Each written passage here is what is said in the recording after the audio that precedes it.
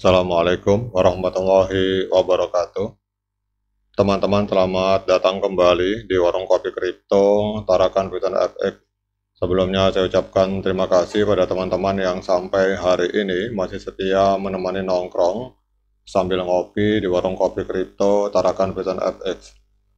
Oke teman-teman, seperti biasa, sebelum kita berbicara tentang dunia kripto, mari hari ini kita berdoa bersama-sama memohon kepada Allah agar kita semua senantiasa diberikan nikmat berupa kesehatan dan juga diberikan keberkahan di dalam setiap rezeki yang kita terima pada hari ini teman-teman. Kemudian untuk informasi bagi teman-teman yang hari ini ingin mendapatkan info tentang perkembangan dunia kripto secara global, itu silakan mampir ke Dollar Hunter, ke warung kopi Dollar Hunter 788, karena di sini saya akan update informasi tentang situasi yang ada di dunia kripto secara global. Kalau di Tarakan Vision FX kita khusus lebih banyak didominasi oleh pembahasan tentang P-Network, namun kalau di Dollar Hunter kita akan berbicara tentang banyak sekali proyek kripto di luar sana seperti Bitcoin, Ripple, Ethereum, dan lain-lain. Kemudian bagi teman-teman yang ingin mengetahui proyek-proyek gratis apa saja yang sedang saya garap pada hari ini, teman-teman silakan mampir ke grup Telegram yang bernama Tarakan Vision Free Airdrop. Jadi di sini akan saya bagikan tentang proyek-proyek kripto gratis di mana kita bisa mendapatkan peluang untuk mendapatkan profit secara gratis tanpa harus mengeluarkan modal teman-teman. Jadi di luar P-Network banyak sekali proyek-proyek kripto yang dimana kita bisa mendapatkan cuan tanpa harus mengeluarkan biaya. Oke teman-teman, hari ini kita akan update informasi tentang sebuah kalimat dari salah seorang subscriber yang bernama Mbak Zainab. Beliau menyatakan, Min, coba buat berita apakah seluruh saldo P-Network yang kita tambang akan masuk semua ke dompet, mohon pencerahannya. Ya, ini adalah sebuah pertanyaan teman-teman karena banyak sekali di antara kita, bahkan saya pribadi, kemudian referral kita juga ternyata walaupun sudah KYC dan mengalami proses migrasi, ternyata tidak full teman-teman. Jadi ada yang dimigrasi separuh padahal posisi tidak terlocking. Jadi kita akan membahas tentang hal ini. Bagaimana nasib koin Pi yang kita kumpulkan, akankah semua masuk ke dalam dompet atau wallet yang ada di Pi browser teman-teman. Jadi P-Network adalah sebuah proyek mata uang kripto yang mengusung konsep penambangan melalui ponsel memang telah menarik perhatian banyak orang. Kemudahan dalam mendapatkan Pi melalui aplikasi seluler membuat banyak orang yang berpartisipasi. Namun pertanyaan mendasar pun muncul, akankah semua Pi yang kita kumpulkan nantinya itu akan masuk ke wallet atau dompet kita teman-teman. Jadi dalam video ini kita akan membahas secara komprehensif mengenai distribusi P-Network ke dompet penggunanya, kemudian kita akan melihat berbagai faktor yang mempengaruhi, kemudian informasi resmi yang ada saat ini, serta spekulasi yang beredar di komunitas teman-teman. Jadi hingga saat ini, Juli tahun 2024, memang belum ada informasi resmi yang menyebutkan berapa persentase Pi yang akan didistribusikan ke dompet pengguna.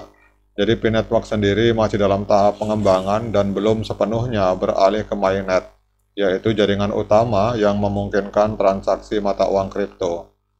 Minimnya informasi ini tentu menimbulkan rasa was-was. Kita wajar untuk bertanya-tanya apakah semua Pi yang kita kumpulkan dengan susah payah selama ini bisa kita akses dan bisa kita gunakan kelak.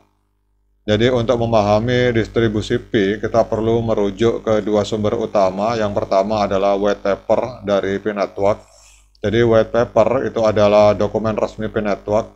Memang tidak secara spesifik menyebutkan persentase Pi yang akan ditransfer ke wallet atau ke dompet. Jadi dokumen ini lebih berfokus pada konsep keseluruhan P-Network, kemudian mekanisme konsensus stellar protokol dan rencana pengembangan jaringan. Dan juga tim developer dari P-Network sampai sejauh ini belum memberikan pernyataan resmi mengenai persentase distribusi teman-teman. Namun mereka pernah menyatakan akan memberikan informasi lebih lanjut tentang distribusi saldo sebelum peluncuran mainnet. Jadi ini menjadi kabar baik karena artinya keputusan terkait distribusi itu belum final dan akan ada kejelasan sebelum jaringan P-Network beroperasi penuh, teman-teman. Kemudian juga dengan minimnya informasi resmi, wajar jika spekulasi bermunculan di komunitas P-Network. Ada beberapa spekulasi yang sering dijumpai, jadi diantaranya adalah distribusi penuh, teman-teman. Jadi sebagian komunitas berharap agar seluruh Pi yang dikumpulkan pengguna akan ditransfer ke dompet atau wallet. Dan ini selaras dengan semangat P-Network sebagai proyek yang mengedepankan inklusi keuangan dan aksesibilitas. Kemudian spekulasi yang kedua, kemudian ada juga spekulasi yang berkembang di antara para pionir tentang adanya distribusi proporsional. Jadi spekulasi lain menyebutkan kemungkinan distribusi proporsional berdasarkan kontribusi pengguna terhadap jaringan. Jadi semakin aktif pengguna dalam kegiatan penambangan dan KYC, maka semakin besar persentase Pi yang akan mereka terima. Kemudian ada juga spekulasi yang berbicara tentang pembakaran Pi. Ada spekulasi yang menyebut sebagian Pi akan dibakar atau dihapus permanen untuk mengontrol inflasi dan menjaga kelanggengan nilai dari koin Pi, teman-teman. Namun pada intinya perlu dicatat bahwa semua spekulasi ini tidak didasarkan pada informasi resmi dari core team.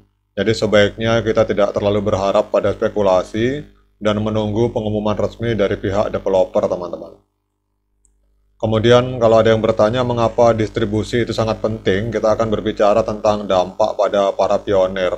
Jadi distribusi Pi yang akan datang itu akan memiliki dampak signifikan terhadap pengguna, teman-teman. Jadi jika persentase distribusi kecil, maka pengguna yang telah berpartisipasi aktif dalam penambangan selama bertahun-tahun kemungkinan akan merasa kecewa, dan ini berpotensi menurunkan minat dan kepercayaan terhadap P-Network.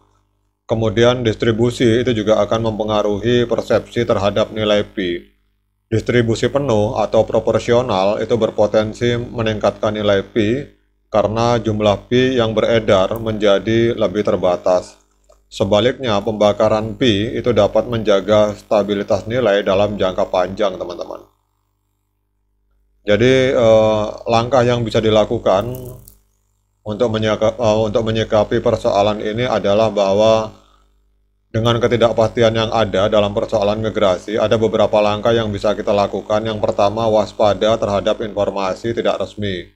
Kemudian yang kedua, mengikuti perkembangan dari akun-akun core team yang merupakan saluran resmi, kemudian berpartisipasi dalam komunitas yang sehat.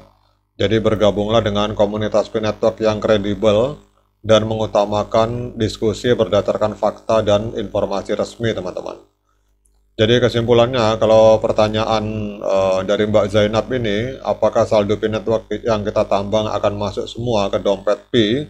Saat ini kita masih harus menunggu keputusan resmi dari P-Network terkait distribusi Pi ke dompet pengguna. Jadi memang minimnya informasi resmi menimbulkan ketidakpastian, namun penting untuk tetap berpikiran jernih dan tidak termakan spekulasi yang beredar.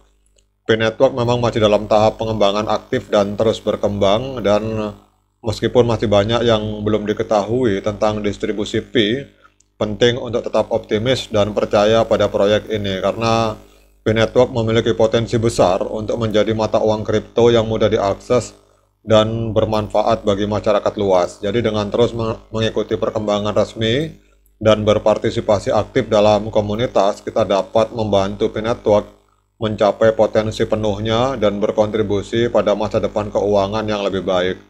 Oke, semoga ini bisa menjawab pertanyaan. Mungkin teman-teman lain ada yang punya pendapat berbeda. Silakan komen di kolom komentar. Sekian dari saya. Assalamualaikum warahmatullahi wabarakatuh.